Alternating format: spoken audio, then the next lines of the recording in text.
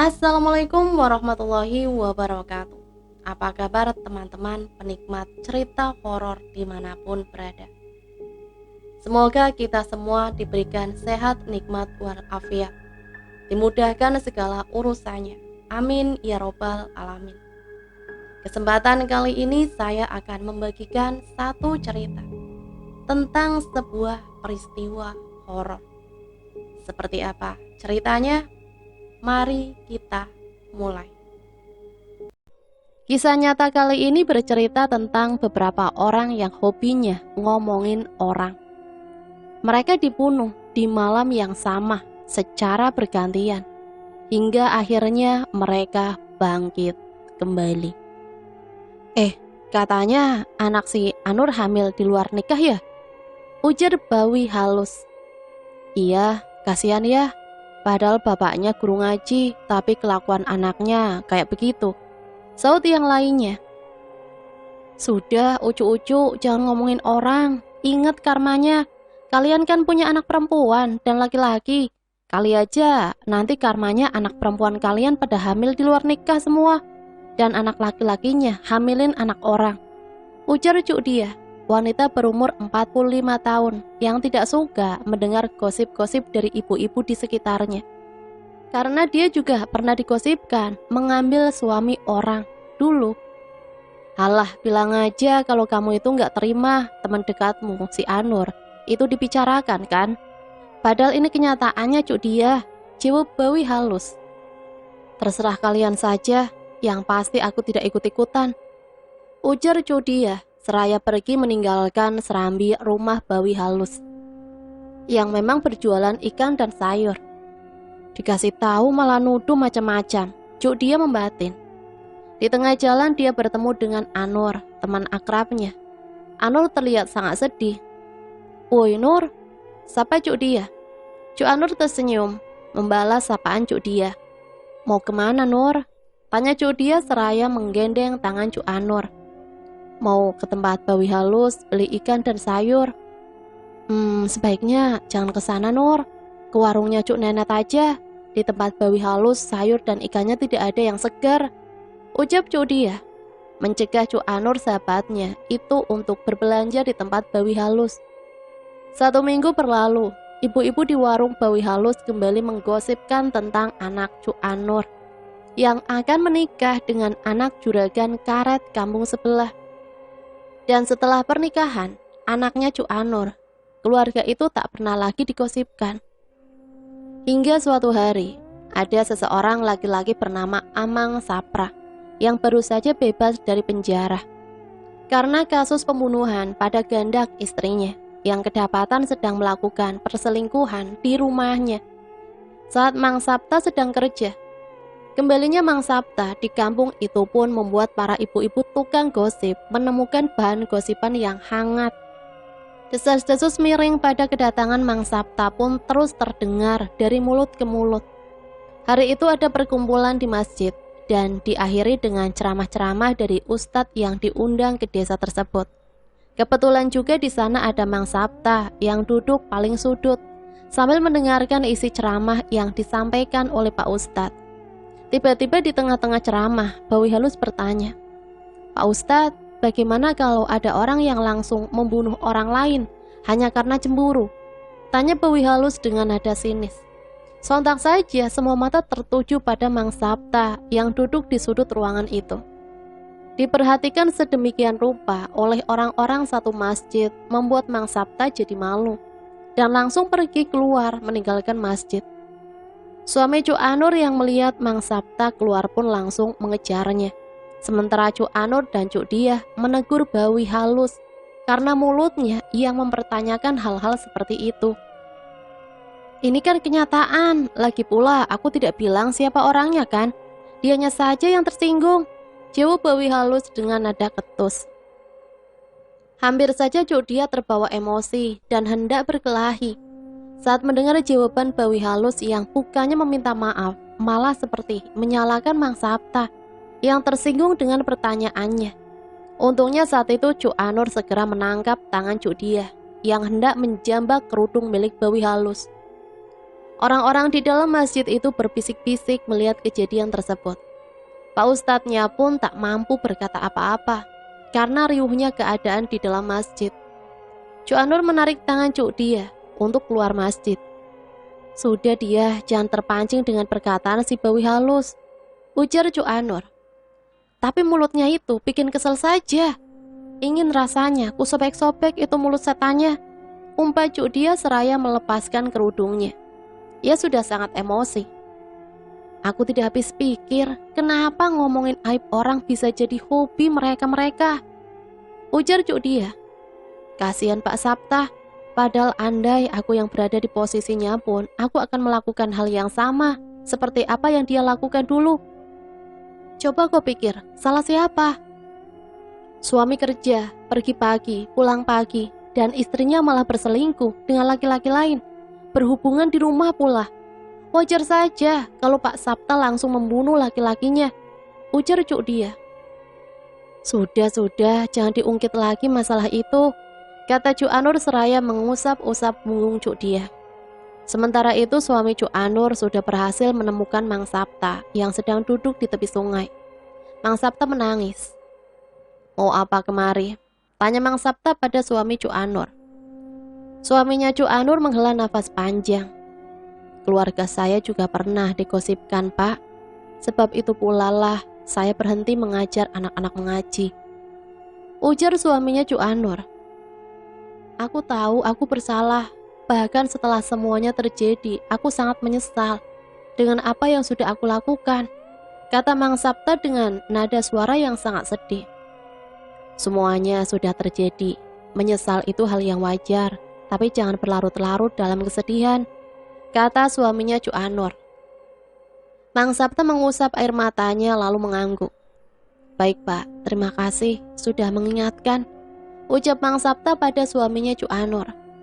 Sama-sama Pak, kita sebagai manusia biasa memang harus saling mengingatkan, jawab suaminya Cuk Anur seraya bersalaman dengan Mang Sapta. Lalu keduanya pun berpisah. Seminggu berlalu, sekarang Mang Sapta sudah kembali bekerja, walaupun hanya sebagai penyadap karet di perkebunan milik Cuk Anur. Sore itu Cuk Dia sedang menghadiri acara selamatan.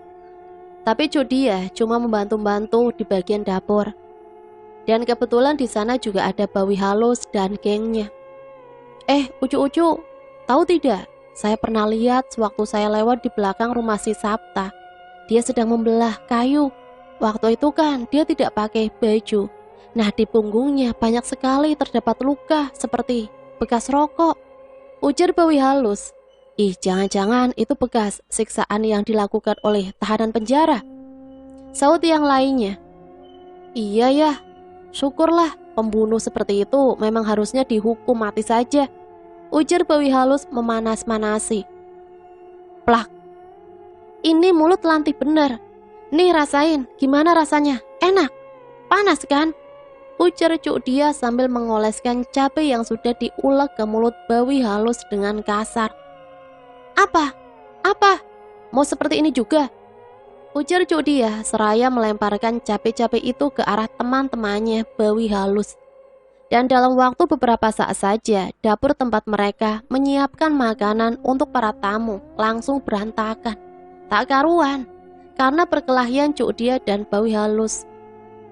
Orang-orang tak ada yang berani mendekat karena Cuk Dia masih menggenggam cabai di tangannya yang sudah terbungkus plastik.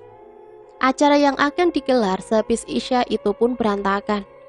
Karena kuah-kuah serta lauk pauknya sudah habis tumpah akibat perkelahian ibu-ibu tersebut.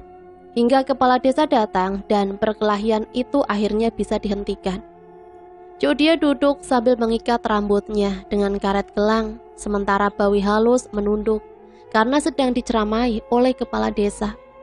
Yang tentu saja itu membuat bawi halus sangat malu.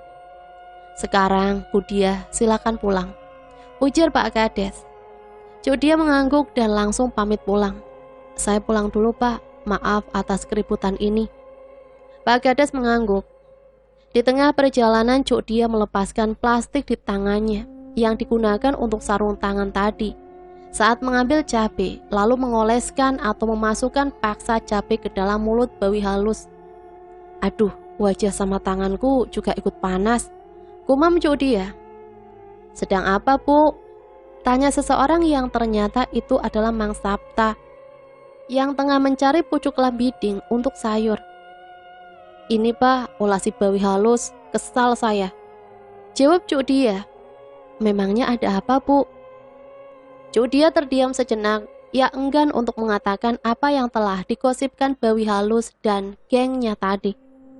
Tidak ada apa-apa Pak, hanya saja saya kesal dengan mulut mereka yang suka membuka aib orang. Jawab Cuk Dia. Ya sudah, kalau begitu saya pamit ya Bu, permisi. Ucap Mang Sapta seraya berjalan pulang. Cuk Dia menghela nafas panjang. Ia merasa kasihan pada apa yang sudah menimpa keluarga Mang Sapta. Malam itu saat Cuk Dia lewat di depan warung kopi milik Cuk Irau, ia mendengar beberapa orang bapak-bapak sedang mengobrol. Kata istri saya, si Marto itu punya istri baru lagi. Pantas saja ya, dia jarang pulang ke kampung. Ternyata sudah punya istri muda. Padahal kalau saya jadi manto, saya tidak akan kawin lagi. Karena istrinya itu cantik, anaknya juga tampan-tampan. Itunya mungkin tidak enak lagi. Bapak-bapak, jangan suka ngomongin orang, apalagi sampai aib-aib orang ditertawakan.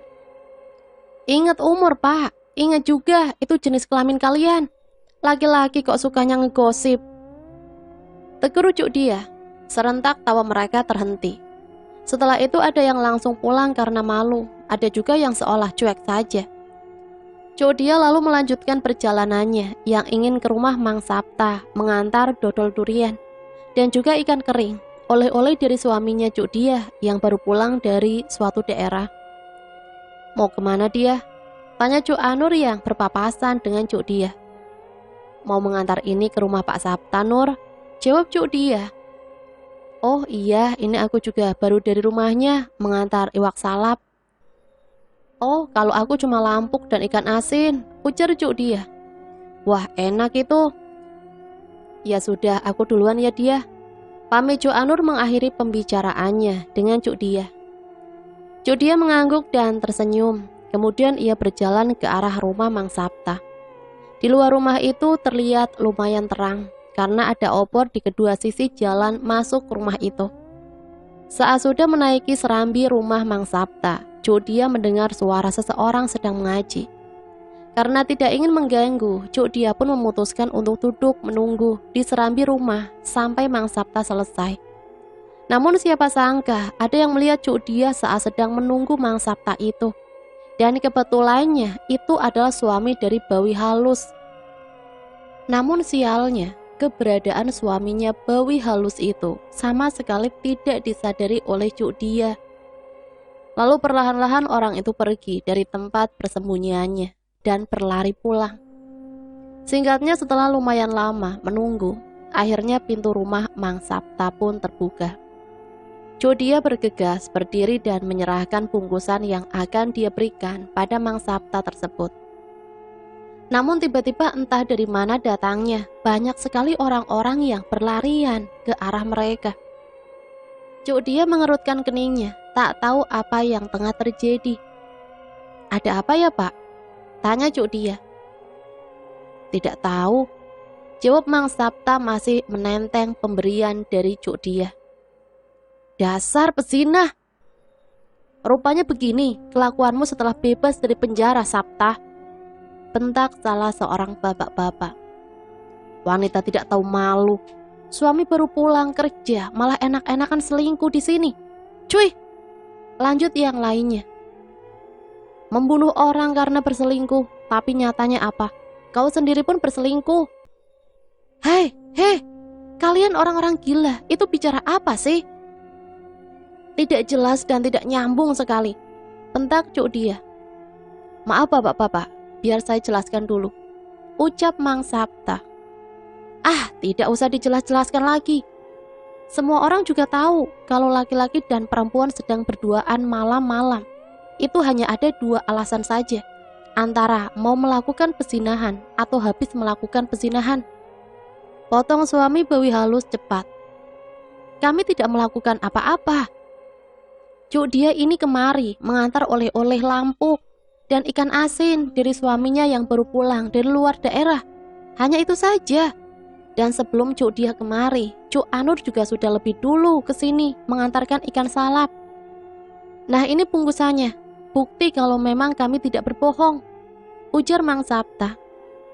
Sudah bapak-bapak, orang yang bersalah mana mungkin mengaku, kata suami Bawi halus. Atau begini saja, coba panggilkan Pak Kades atau Pak RT, biar saya jelaskan semuanya pada Pak Kades dan Pak RT. Namun perkataan Mang Sapta tak dihiraukan sama sekali. Malah ada yang melemparkan batu ke arah mereka berdua.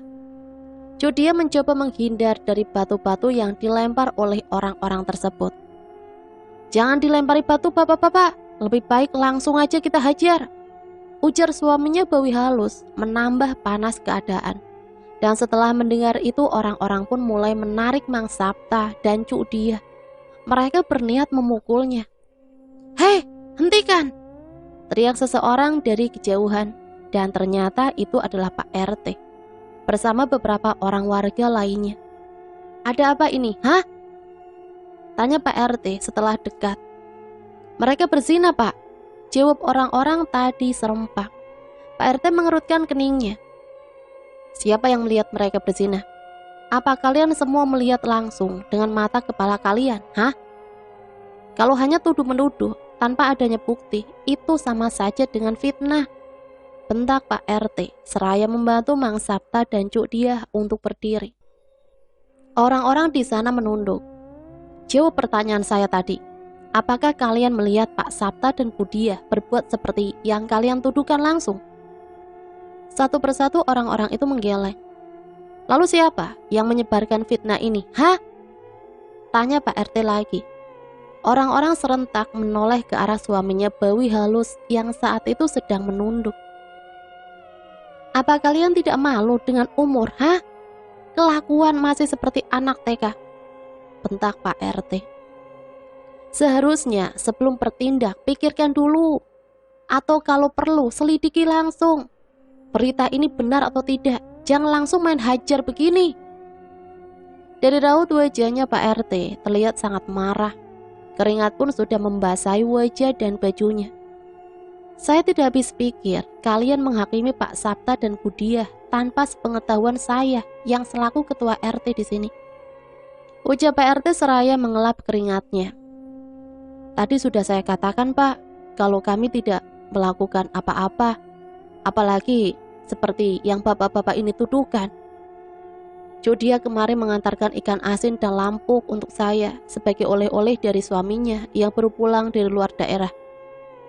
Saya juga minta ke mereka untuk memanggilkan Pak RT atau Pak Kades, tapi mereka tidak mau mendengarkan perkataan saya, Pak, ujar Mang Sapta. Tadi saya kemari karena dipanggil si Owen. Katanya ada penangkapan orang berzina di sini. Saat itu saya lagi makan pun harus bergegas berlari kemari, kata Pak RT. Kelakuan kalian ini benar-benar membuat saya malu. Sekarang kalian bubar. Besok kalian datang ke rumah saya. Ada yang perlu saya bicarakan dengan kalian, ujar Pak RT. Sejak kejadian itu Bawi halus dan suaminya seperti bungkam. Mereka pun sudah tidak terlibat lagi dalam gosip-gosip di desa. Hingga suatu hari, ada sebuah keluarga pindahan dari luar daerah ke desa tersebut. Mereka terdiri dari 4 orang anggota keluarga. Ada ayah, ibu, dan 2 anak mereka yang sudah berusia 12 tahun dan 10 tahun.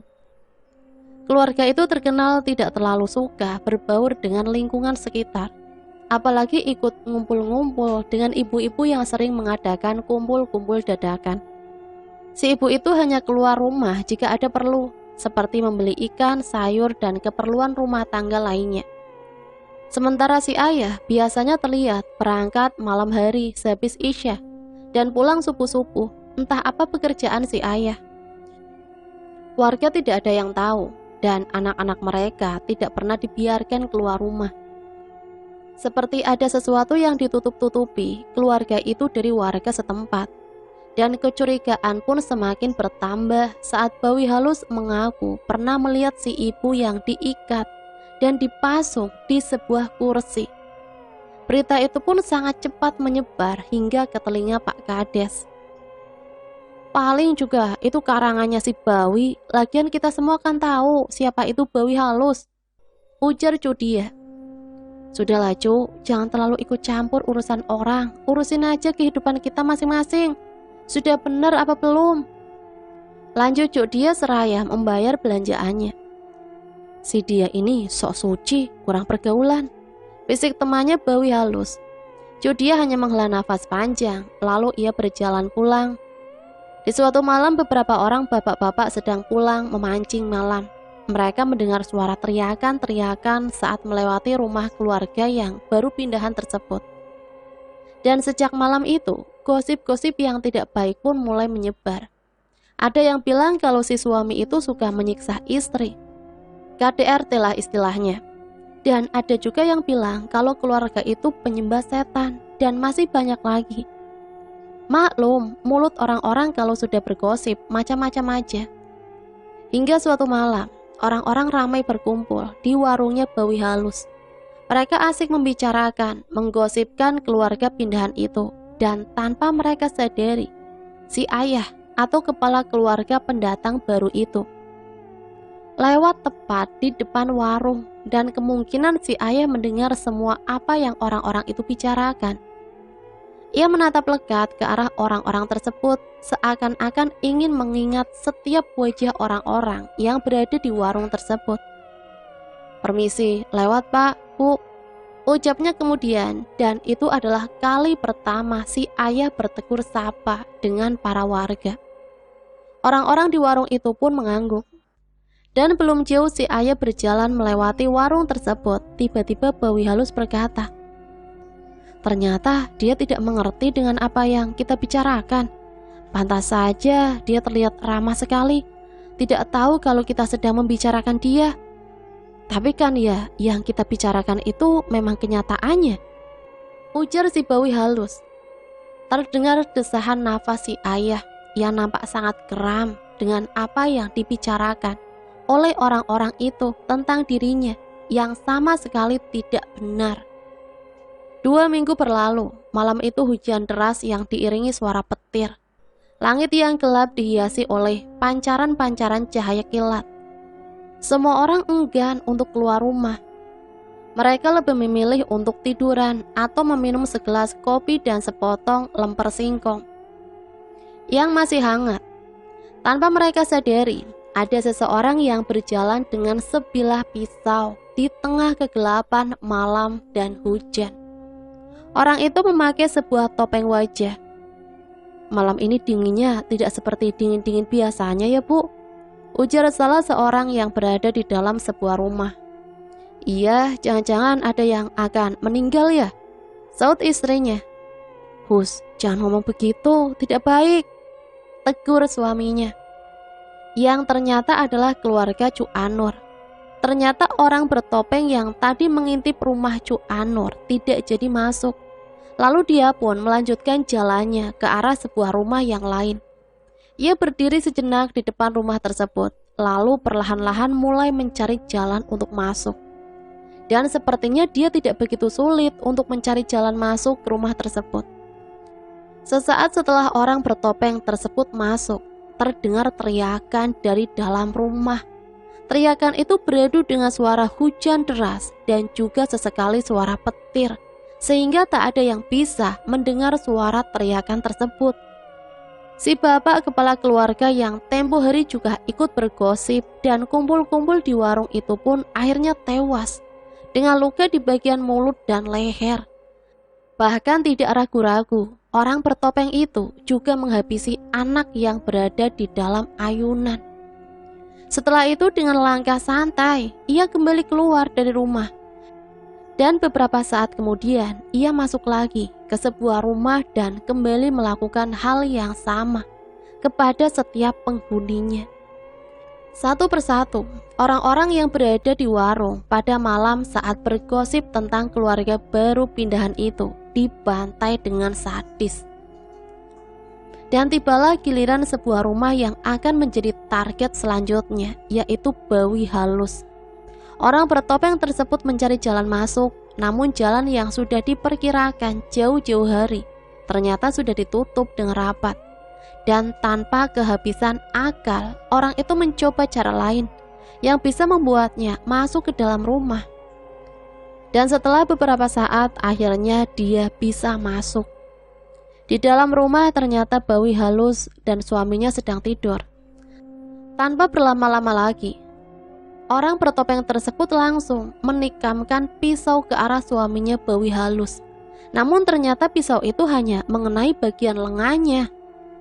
Seketika suaminya Bawi Halus berteriak saat menyadari ada seseorang di dalam rumahnya dan berusaha untuk membunuhnya. Bawi Halus ikut terbangun saat mendengar teriakan suaminya itu. Ia sangat kaget. "Mau apa kau di rumahku? Perampok!" teriak Bawi Halus. Orang bertopeng yang awalnya ingin membunuh suami Bawi Halus mengurungkan niatnya dan berganti target pada Bawi Halus. Bawi Halus disiksa habis-habisan, mulutnya diukir-ukir, ditorek-torek menggunakan pisau. Kesempatan itu digunakan si suami Bawi Halus untuk kabur, dan ia akhirnya berhasil kabur dari dalam rumah. Ia berlari ke arah rumah yang lainnya, yang berjarak 6-10 meteran lebih dari rumahnya. Dan tanpa sengaja, ia menabrak seseorang di tengah hujan. "Ada apa ini?" tanya seseorang yang tak lain adalah Mang Sapta. "Perampok di rumahku, dia membunuh istriku," ujar suaminya Bawi Halus. Mang Sapta tak mempercayai perkataan itu. Ia lalu bergegas pergi dari sana. Namun baru beberapa langkah, dia dihadang oleh seseorang. Dan saat kilat menyambar sekilas, terlihat seseorang mengenakan topeng berdiri tepat di depannya. Orang itu mengacungkan pisaunya pada Mang Sapta. "Ada apa ini?" "Kalau niatmu mau merampokku, aku akan dengan ikhlas menyerahkan harta benda yang kupunya, tanpa harus kau menyakitiku," ujar Mang Sapta. Namun orang itu diam saja. Ia lalu mendorong tubuh Mang Sapta ke samping, dan si orang bertopeng pun langsung berlari mengejar suaminya Bawi Halus. Mang Sapta berdiri mematung. Ia tidak tahu apa yang harus dia lakukan. Azan subuh berkumandang. Alat pengeras suara yang terpasang di sebuah langgar kecil di tengah desa. Hujan pun sudah mulai berhenti. Dan pagi harinya warga digemparkan dengan mayat suaminya Bawi Halus yang berada di tengah jembatan yang berada di atas parit. Warga pun bingung antara harus memindahkan mayat dari sana atau membiarkannya saja sampai polisi datang ke TKP. Tapi karena kantor polisi terletak lumayan jauh dari sana, jadi pasti mayat akan membusuk di situ. Jadi mereka putuskan untuk bersentuhan langsung dengan mayat untuk mengangkatnya dan membawanya ke rumah Bawi Halus, tanpa mereka ketahui bahwa itu akan merusak sidik jari yang ditinggalkan oleh si pelaku pembunuhan. Dan warga semakin gempar, heboh satu kampung. Karena ternyata korban pembunuhan tidak hanya seorang, tapi melainkan 5 keluarga yang masing-masing memiliki anak. Dan anaknya juga ikut dibunuh dengan sadis. Dan yang membuat kesalnya lagi, para warga malah membersihkan semua mayat-mayat sebelum polisi datang. Dan saat polisi datang, ternyata mayat-mayat sudah diletakkan berjejer. Saat ditanya polisi, mereka menjawab agar lebih mudah untuk diperiksa. 2 hari kemudian tak ada hasil pemeriksaan, lalu satu persatu warga pun ditanyai tentang siapa saja kemungkinannya ia memiliki dendam pada para korban. Mereka itu memang sering berkumpul-kumpul, Pak. Walau hanya sekedar bergosip, gosipnya juga parah, Pak. Bahkan ada 1-2 warga yang hampir dipukul karena gosip dari mereka itu, Pak, ujar salah satu warga. Dan saat ditanya siapa-siapa warga itu, mereka serentak menunjuk ke arah Mang Sapta dan Cuk Dia. Lalu untuk dimintai keterangan lebih lanjut, Mang Sapta dan Cuk Dia dibawa ke kantor polisi. Selama di sana, Mang Sapta dan Cuk Dia tidak menunjukkan gerak-gerik mencurigakan sedikit pun. Keluarga korban mengatakan jika memang dendam karena gosip, maka yang wajib jadi tersangka adalah Mang Sapta dan Cuk Dia. Bahkan mereka juga mengancam akan mengadili sendiri jika keduanya dibebaskan. Dan akhirnya mereka dibiarkan untuk sementara berada di kantor polisi. Walau mereka di sana tidak dikurung karena tidak adanya bukti-bukti, tapi mereka tidak diperbolehkan untuk pulang demi keamanan mereka sendiri sampai pelaku pembunuhan sebenarnya tertangkap. 2 minggu berlalu, masih tidak ada tanda-tanda dari si pembunuh. Namun hari itu saat Pak Kades mengunjungi keluarga pendatang baru itu ke rumah mereka, ia melihat hal yang janggal di sana, yaitu sedikit darah di gagang pisaunya.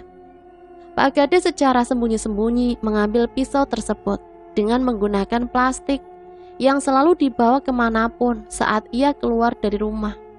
Pak Kades ini orangnya memang selalu penuh persiapan. Bahkan ia juga selalu membawa payung dan juga pulpen dan plastik juga.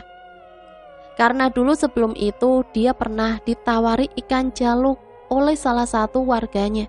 Namun karena saat itu sedang berada di sungai untuk melihat pembangunan pelabuhan kecil. Namun karena saat Pak Kades tidak punya wadah untuk menampung ikan-ikan jaluk tersebut, maka terpaksa ia menolaknya. Dan sejak saat itu Pak Kades selalu membawa plastik kemanapun dia pergi, lalu meletakkannya cukup jauh dari rumah agar tidak dicurigai. Pak Kades pura-pura sedang merokok di luar rumah. "Ini Pak," ujar suara si ayah tepat di belakangnya. Iya, maaf, keluar tidak bilang-bilang, saya merokok." "Iya Pak, tidak apa-apa."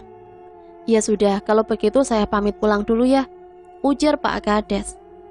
Sesampainya di rumahnya, Pak Kades memikirkan apa yang harus dia lakukan dengan pisau yang ia dapat di rumah keluarga pendatang itu tadi.